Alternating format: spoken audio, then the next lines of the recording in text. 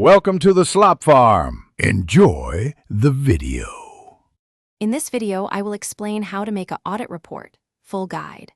Start by outlining the audit scope and objectives, then list stakeholders to interview and documents to request. Create a clear work plan with milestones and time estimates, and assign responsibilities for fieldwork and evidence collection. Keep communication frequent with clients and team members, and document findings as you go to avoid rework and surprises at reporting time.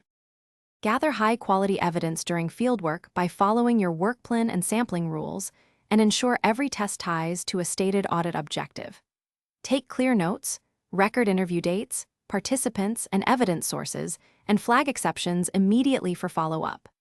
Maintain a chain of custody for sensitive items, and use standardized templates for tests to speed analysis and maintain consistency across team members.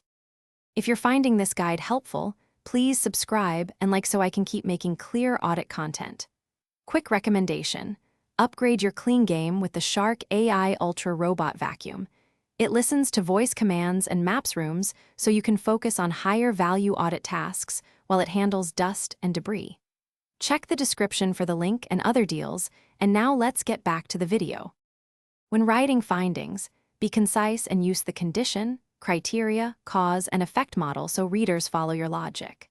Quantify risks or losses using dollars, percentages, or units to show significance, and tailor recommendations to the client's capacity and controls. Prioritize actions, assign responsible parties, and include suggested timelines to make your report actionable and useful for remediation tracking and future audits. Thanks for watching. Consider subscribing if we helped you today.